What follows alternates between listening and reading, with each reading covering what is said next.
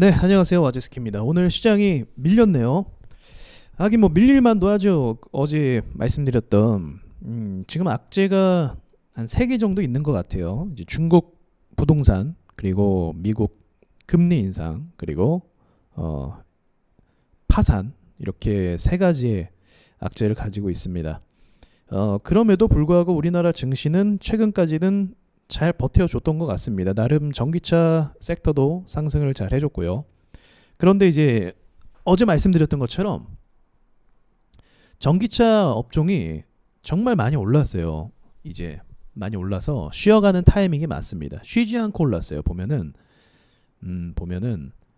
저기 이제 LNF 제가 말씀드렸죠. 마침 좀 어제 오전에 이제 조정 타이밍 말씀을 드렸는데 뭐 제가 본의 아니게 떨어지니까 좀 마음이 아프긴 하네요. 저도. 자, 아무튼 뭐 조정 받는 건 당연한 거죠. 그래서 지금 조정 가운데 있고 SK이노베이션은 호재가 오히려 있었죠. 호재가 있었습니다. 그러니까 지금 시장을 종합적으로 보면 호재가 있어요. 개별 회사마다 호재가 있고 오늘 수소차 관련해서 또 호재들이 나왔던 걸로 제가 봤고요. 여러모로 괜찮아요. 근데 한국 시장은 대외적 변수에 약하기 때문에 이게 미국에서 무슨 일이 생긴다, 영국에서 무슨 일이 생긴다, 심지어 북한에서, 심지어 중국에서 무슨 일이 생긴다, 그러면 증시가 이렇게 하락 압박을 받게 되는 겁니다.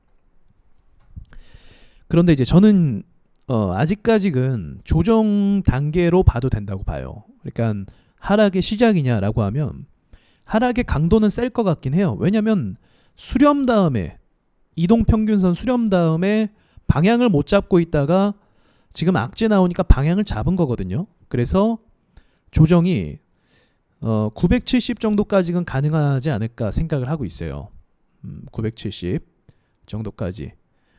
그러면 크게 보면은 언제나 파동을 만들어 왔잖아요. 증시라는 건. 그래서 파동 가운데 있는 겁니다. 다만 이제 이 조정이 지금 조정이라고 해석을 하면 조정이 이제 한 달 갈 거냐 3개월 갈 거냐 이게 문제예요. 이게 문제입니다. 만약에 한 보름짜리 조정도 있거든요. 최근이 그랬죠. 최근에 이제 보름짜리 보름도 아니네요. 일주일짜리 조정이 있어요. 이렇게 짧게 조정을 치면은 고맙죠. 오히려 반등 나오는데 수익을 내기가 더 수월해지죠. 근데 이 3개월짜리 조정이 있어요. 또 이렇게 3개월짜리 조정 맞으면 정말 그 매수를 해도 잘 못 올라가요. 정말 못 올라가요. 그래서 3개월 조정 받으면 대부분 좀 지치고요. 지금처럼 뭐 1주에서 2주 정도 조정짜리 나오면 오히려 좀 단타로 들어가는 사람들이 유리하고요. 뭐 그런 특징이 있습니다. 그래서 지금 조정 기간이 어떻게 될 거냐 이게 중요한데 지금 이제 더 중요한 이유는 무엇이냐면 제가 삼성전자 좀 자주 언급을 하잖아요. 이게 그 투자의 지표가 되기 때문에 그렇습니다. 삼성전자. 네. 삼성전자가 한국 증시의 그 얼굴이에요. 간판이에요. 그래서 얘가 추세가 깨지면 안 돼요. 추세가 깨지면 안 됩니다. 그래서 최근에 한번 이렇게 개파락했죠. 그리고 저항대에 도달했어요. 여기를 빨리 올라와 줘야 되는데 8만 원으로. 그래야 박스 형성이 되거든요. 근데 박스 형성이 아니고 아직은 하락 추세 중이에요. 그래서 이게 하락 추세를 좀 이겨내려면 여기까지 밀려도 좀 곤란해요. 그냥 여기서 8만 원 바로 가져야 됩니다. 그러니까 이게 일주일짜리 조정이 되면 조금 더 밀렸다가 8만 원 갈 수도 있거든요. 근데 3개월 조정이 돼버리면 여기서 보합으로 가게 되면 밀릴 가능성이 아무래도 더 높죠. 호재가 없으니까 시장 자체에 악재는 있고 그러면 보합 가다가 흘러내릴 가능성이 있죠. 아무튼 뭐 그래요. 지금 상황이. 근데 또 오늘 오전에 수급 들어온 걸 보면은 보통 오늘 지금 2.16% 마감했죠. 코스닥. 근데 이 마감 수치에 비해서 나름 상승 종목이 많았습니다. 오늘 상승 종목이 많다는 건 시장에 그래도 돈들이 투입이 됐다라는 거예요. 그건 돈들이 투입이 됐다라는 건 세력들이 돈을 넣은 건데 이 돈이 물리지 않도록 이제 관리를 해줘야 되는 거죠. 그러면 나름대로 좀 빨리 반등할 수 있지 않을까. 뭐 그런 기대감까지는 제가 한번 생각을 해볼 수 있을 것 같아요. 얼마 전에 말씀드렸던 것처럼 두 번째 전 영상이었던 것 같은데 시장이 떨어질 때 한 970에서 담아보는 연습을 한번 해보면 좋을 것 같아요. 970 정도에서 이제 시장이 밀렸으니까 이제 담아서 매수해서 좀 보는 방식으로. 만약에 최근에 매수했다면 굉장히 사실 불리한 곳에서 매수한 거죠. 오르면 제가 말씀드렸잖아요. 오르면 좋죠. 오르면 다 좋죠.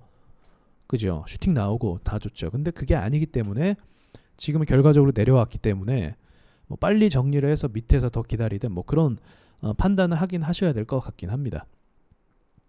수렴 뒤에 빠지는 거라서 하락이 조금 더 갈 수도 있을 것 같아요. 지금 나스닥도 빠지고 있는데 미국장을 또 보긴 봐야겠죠. 아무튼 오늘 저는 좀 시장 오전에 수급 들어온 게 좀 긍정적으로 보였거든요. 수소 경제를 좀 완성할 수 있는, 그럴 수 있을 만한 한국 그거죠. 한국가스공사의 슈팅이 크게 나왔습니다. 나름 크게 나온 거죠. 이게 시총이 어마어마하게 큰 주식인데 지금 이 자리에서 이렇게 나왔다는 것은 평범한 일은 절대로 아닙니다. 그러면서 동시에 시장의 하락이 나온 거예요. 그러니까 시장이 좋아야 이런 게 나오는데 시장이 안 좋으니까 안 좋은데 이게 나온 거죠. 그래서 좀 방어를 해줄 수 있지 않을까라는 그런 생각은 갖고 있습니다. 그래서 아직까지는 지켜봐야 되는 단계라서 너무 겁먹을 필요는 없고 이런 조정은 뭐 그냥 평상시에도 나옵니다. 다만 이제 좀 빡센 게 뭐냐면 만약에요 여러분, 만약에 미국장이 최근에 3% 한번 뺐거든요. 그게 영향을 주긴 줄 거예요. 분명히 한번 뺐기 때문에 그 영향이 분명 있습니다. 심리를 흔들기 때문에. 만약에 우리나라 증시가 4%가 빠진다. 지금 2% 빠졌잖아요. 근데 4%만 이 정도거든요. 한 방에 970 오는 거예요. 4% 빠지면 이때는 좀 힘들어요.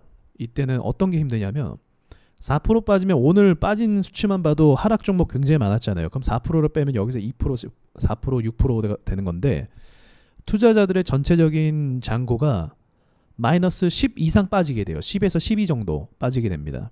한 8% 빠지면 6%죠. 6% 정도 빠지면. 그래서 그렇게 되면은 차트가 거의 망가질 겁니다. 예상을 해보는 거예요. 차트가 뭐가 있죠? LNF 같은 경우는 여기서 4% 빠지면 2배 빠진다고 가정해봤을 때 여기까지 내려올 거예요. 14만 원. 이게 가정하는 겁니다, 여러분. 미국장이 진짜 안 좋게 빠질 경우에 한 번에 이렇게 투매가 나왔을 거를 한번 예상을 해보는 거예요. 참고만 하세요. 이렇게 되면 이제 이렇게 해서 이렇게 되면 이 친구가 옆으로 갈 수밖에 없어요. 끌어올리기보다는. 왜냐면 우량주라서 좀 그래요. 그리고 현대차도 지금 사실 현대차 같은 경우도 호재가 나름 있거든요. 그러면 여기서 빨리 밟고 가줘야 되는데 지금 아슬아슬하잖아요. 이게 추세 하락의 전조예요. 전조. 추세 하락의 출발 차트 모양입니다. 이게. 그럼 여기서 한번 또 빼면 이렇게 추세 하락이 돼버리는 거예요. 그러면 이 모멘텀을 바꾸는데 시간이 또 오래 걸리게 되죠. 그럼 이러한 시간이 다 걸릴 때까지 금리 인상 압박이나 헝다그룹 리스크나 이런 것들을 다 견디고 증시가 올라가질 수 있을지 그게 조금 미지수가 되기는 합니다. 크게 빠지게 될 경우는 말하는 거죠. 그래서 그런 하락보다는 좀 점진적 하락이 나오는 것이 지금 시장에서는 차라리 낫습니다. 공포의 투매가 나오면 아마 따라서 매도 던지는 사람들이 굉장히 많아질 거예요. 그래서 점진적으로 좀 조정을 받는 것이 상승하는 데 있어서 조금 더 나을 것이다. 이때가 이제 이런 점진적 하락이 나온 거죠. 반등이 세게 나왔잖아요. 그럼 이제 하락을 하긴 하는데 살짝 조정도 받고 또 뭐 갭상승도 했다가 이제 이렇게 걸려주는 거죠. 이런 하락이 나와야 되는데 이 코로나 때처럼 이제 이런 하락이 나오면 조금 답이 없어지죠. 당장 좀 회복하기가 힘들어진다라고 말씀드릴 수가 있겠네요. 그러니까 아무튼 지켜는 봐야 됩니다. 지금 오늘 밤에 또 무슨 일이 생길지 또 어떤 식으로 전개가 될지 아직 삼성전자가 완전한 추세를 깬 것이 아니기 때문에 단순 조정으로 볼 수도 있는 것이고요. 그리고 안 좋은 게 하나 나왔는데 이제 한국 BNC입니다. 한국 BNC가 드디어 고점에서 굉장히 많이 올랐죠. 드디어 고점에서 좀 던지는 모습을 많이 보여주더라고요. 그래서 이런 거는 좋은 신호는 일단 아니죠. 고점에서 강한 롱바디 음봉 그런 게 나왔는데 그거는 좋은 신호가 아니죠. 그러면 지금 최근 들어서 한국 BNC랑 국제약품 뭐 이런 국전약품인가요? 뭐 이런 것들이 좀 바이오 쪽으로 분위기를 살려주고 있었는데 여기서 좀 브레이크가 걸리면 이제 투자 심리가 많이 꺾이게 됩니다.